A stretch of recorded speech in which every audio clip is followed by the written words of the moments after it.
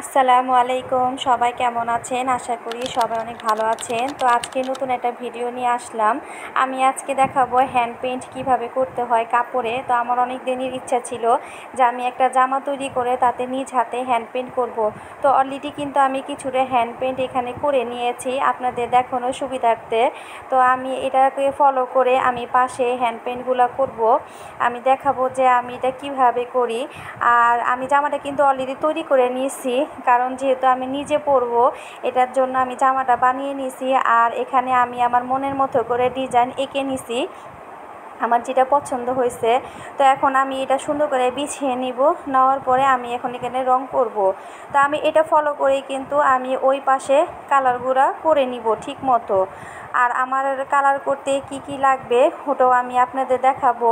আর এটা নিচে অবশ্যই কিন্তু একটা হার্ডবোর্ড দিয়ে নিতে হবে, না ওতে রংটা নিচে লেগে যাবে। তো আমি এখানে রেডিমেড কালারটা ব্যবহার করছি। আমি দেখাচ্ছি আপনাদের, এখানে 10টা কালার থাকে, আর এই কালার দিয়ে কিন্তু আপনি মিক্সড করে করে অনেক কালার বানাতে পারবেন।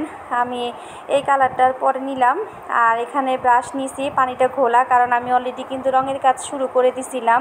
আর লাগবে আমার এরকম একটা প্লেট, কারণ এই ঘরগুলোর মধ্যে রং বানাতে সুবিধা হবে। চাইলে আমি ঢেলেও রং করতে পারবো, চাইলে আমি সরাসরিও নিয়ে রং করতে পারবো। তো এই প্লেটটা খুবই কার্যকরী। তো আমি এখন সরাসরি রঙে চলে যাব। তা আমি ফার্স্টেই ম্যাজেন্টা কালার দিয়ে রং করব। আমি দেখাবো আপনাদের যে আমি কিভাবে এখানে কালার করতেছি। তো আমি একটা ব্রাশ নিয়ে নিছি। আসলে আমি সেরকম করে ব্রাশের নাম্বার জানি না, যেহেতু আমি প্রফেশনাল পেইন্টিং নই, আমি শখের বশায় করতেছি। তো আমি এখানে আসলে এটা কিন্তু ম্যাজেন্টা কালার, এখানে দেখাচ্ছে আপনার অন্য কালার। তো আমি এখন এখানে একটু লাল লাল দেখাচ্ছে, না সরি, এটা লাল কালারই। তো আমি এখন সুন্দর করে আউটলাইনটা করে নেব, কারণ আমাকে আগে আউটলাইনটা করে তারপরে ভরাট করতে হবে। আর সাথে কিন্তু আমার মেয়েও আমাকে সাহায্য করতেছিল যাতে কাজটা খুব তাড়াতাড়ি হয়ে যায়। আমার মেয়েও এই কাজ করতে খুবই পছন্দ করে, ওকে আমি শিখিয়ে দিছি।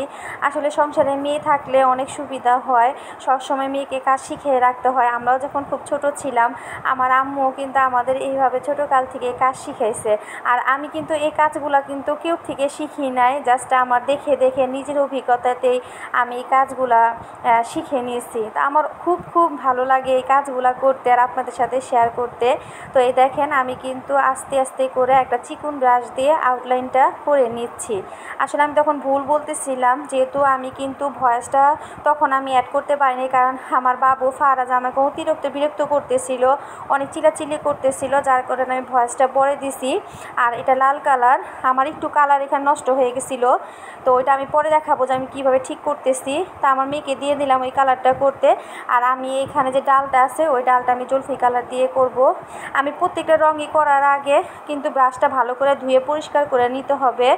আর প্রত্যেকটা যখনই আপনি যে কোনো ফুলের মধ্যে করতে যাবেন তখন কিন্তু আউটলাইনটা আগে করে নিতে হবে। আউটলাইনটা করে নিলে কি হবে, মানে একটা রঙ আরেকটার সাথে লেগে যাবে না। এটা কিন্তু জলফি কালার, কিন্তু এখন ভিডিওতে মনে হচ্ছে যে এটা সবুজ কালার। তো আমার জলফি কালার ওখানে করা শেষ। আমি যে এখন এই ডিজাইনটা আছে, আমি এই ডিজাইনের মধ্যেও জলফি কালারটা করে নিব। তো এটা খুবই ধীরে সুস্থে করতে হবে, এখানে তাড়াহুড়া একদমই করা যাবে না। আমি কাজটা কিন্তু একদিনে করি নাই, আমার এখানে বিভিন্ন জায়গায় বসে বসে কাজটা করতে হয়েছে। আর ওই যে আমার রঙটা নষ্ট হয়ে গেছিলো, আমি এখানে সাদা কালার দিয়ে নিছি। শুকিয়ে যাওয়ার পরে এখানে আমি পাতা যেই কালার করব এটার উপরে সেই কালারটা করলে একদম ঠিক হয়ে যাবে। এই যে আমি সবুজ কালারটা করে নিব, পাতাগুলা সুন্দর করে খুবই মনোযোগ সহকারে করতে হবে। আসলে মনের ইচ্ছাটাকে সবসময় পূরণ করার চেষ্টা করি যতটুকু সাধ্যের মধ্যে হয়। তো আমার খুব খুব ইচ্ছা ছিল, আমি যেহেতু হাতের কাজ অনেকই করি, আপনাদের সাথে শেয়ার করার চেষ্টা করি। তো আমার ওই সবুজের কাজ কিন্তু শেষ হয়ে গেছে। এখন আমি ওই পাশে কিন্তু এটা আমি কফি কালার দিয়ে করছি, এখন ওইটাকে ফলো করে আমি এই কফি কালারটা আবার এই ফুলটার মধ্যেই করব। আমি সরাসরি কিন্তু এখানে রং ব্যবহার করতেছি, এখানে কোনো কেমিক্যাল ইউজ করি নেই, যেহেতু এটা অ্যাক্রিলিক কালার। এটা খুবই ভালো একটা কালার, এই কালারটা কিন্তু আপনি কাপড় ধুইলেও উঠে যাবে না। শুধু কালার করার 72 ঘন্টা পর্যন্ত আপনি কাপড় ওয়াশ করতে পারবেন না, যখন একদম কাপড়টা ভালো মতো শুকিয়ে যাবে। আর রোদে দেওয়া যাবে না, ঘর টেম্পারেচারে রেখে এটা শুকাতে হবে। তারপরে আমি 72 ঘন্টা পরে এটা অপর সাইডে মানে উল্টা সাইডে ভালো করে আয়রন করে নিব। আয়রন করানোর পরে আমি যদি মনে করি যে হ্যাঁ আমি এখন এটা ওয়াশ করে নিব না, তো আমি আমি ওয়াশ করব, নয়তো আমি একদিন হয়তো এটা পরে তারপরে ওয়াশ করব। তো এই কালারটাও কিন্তু আমি কথার ফাঁকে ফাঁকে করে নিছি। এখন আমি নিচেরটা করব। আর এখানে কিন্তু এই কালারটা আমি নিজে বানিয়ে নিছি, যেহেতু এই কালারটা আমার ওই বক্সে ছিল না। আমি সামান্য পরিমাণে এখানে নীল রঙের সাথে একটু কালো রং নিয়ে নিছি, ভালো করে মিক্সড করলে এটা একদম নেভি ব্লু কালার হয়ে যাবে। তো আমি রংটা মিক্সড করে আপনাদের দেখাচ্ছি। আমি কিন্তু আগেই বলছি যে আমি বিভিন্ন জায়গায় বসে কালারটা করতেছি, কখনো খাটে কখনো ছোট ঘরে, মানে কি একটা এলাহি কারণে বাচ্চার জন্য। তো ব্রাশে যে রংটা ছিল ওটা আমি এখানে মেখে নিছি।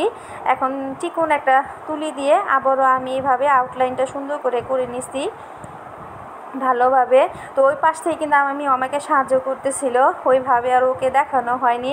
এর মধ্যে কিন্তু আমার ছেলে আমাকে বিরক্ত করতেছিল। তো এই যে আমার কিন্তু অলরেডি সবগুলো কালার করা হয়ে গেছে। আমি কিন্তু এখন আউটলাইন যে অরিজিনাল আউটলাইন সেটা কিন্তু আমি এখনও করি নাই। তো এটা একদম পার্মানেন্ট শুকিয়ে গেলে তারপরে কিন্তু আমি কালো কালার দিয়ে আউটলাইনটা করে নেব। অলরেডি কিন্তু এই যে এই পাশে কিন্তু আমি কালো রং দিয়ে আউটলাইন করে নিছি আপনাদের দেখানোর জন্য যে আমার এটা লুকটা দেখতে কেমন হবে। আর এখানে কিন্তু আমি সাদা আউটলাইন ব্যবহার করব, যেহেতু এটা একদম নেভি ব্লু কালার, সাদাটা ছাড়া এখানে কালোটা ফুটবে না। আমি বর্ডারটা করব আমি কালো কালার, কিন্তু ভিতরে যে শিরা উপশিরা ওইটা আমি সাদা কালার করব। তো এটা আমি দেখাবো। তো এই যে আমি কালো কালার আমার প্রয়োজন মতো এখানে ঢেলে নিছি, ঢেলে নিলে সুবিধা হয়। তো এই যে আমি এখন কালো কালার দিয়ে এই আউটলাইনগুলো সুন্দর করে নিব। আর এটা খুবই নিখুঁতভাবে করতে হবে, যেহেতু এটা আউটলাইন, কালারগুলো যাতে একটুও নষ্ট হয় না। তারপর আমার বাবু তো বারবার আমাকে পিছন থেকে এসে ধাক্কা দিতেছিল, মানে ও দুষ্টামি করতেছিল। জানেনই তো আমি কাজ করতে গেলে আমার বাবু আমাকে কতটুকু জ্বালাতন করে। ওকে নিয়ে এই সংসারে ফাঁকে ফাঁকে আমি আমার ইচ্ছাটাকে পূরণ করার চেষ্টা করি এবং আপনাদের দেখানোর চেষ্টা করি। আসলে এই কষ্টটা যদি আপনারা অনুভব করতে পারেন তাহলে অবশ্যই আমার চ্যানেলটা সাবস্ক্রাইব করে আমার পাশে থাকবেন। আর আমাকে অবশ্যই কমেন্টের মাধ্যমে জানাবেন যে আমার ভিডিওগুলো আপনাদের কাছে ভালো লাগে কি না। ভালো লাগলেও জানাবেন, না লাগলেও জানাবেন আমাকে। তো আমি এইভাবে সবগুলো আউটলাইন সুন্দর করে কালো রং দিয়ে করে নিব, ধীরে ধীরে করে খুবই সুন্দরভাবে করে নিতে হবে। তো আমি আপনাদের অবশ্যই ফাইনাল লুকটা দেখাবো। আর জামাটা কিন্তু আমি এটা পার্ট 1 দেখাচ্ছি, আর পার্ট 2 আমি আপনাদের সাথে শেয়ার করব। যদি আপনাদের কাছে আমার এই ভিডিওটা ভালো লাগে তো অবশ্যই আমি পার্ট 2 নিয়ে আসবো।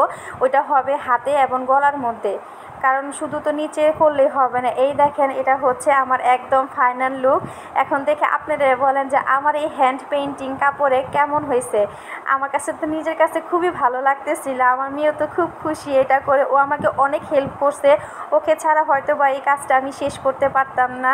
আসলে মেয়ে থাকলে অনেক উপকার হয়। আগেই বলছি আমার একটা লক্ষ্মী মেয়ে, আমার একটা রাজপুরী। তো এই তো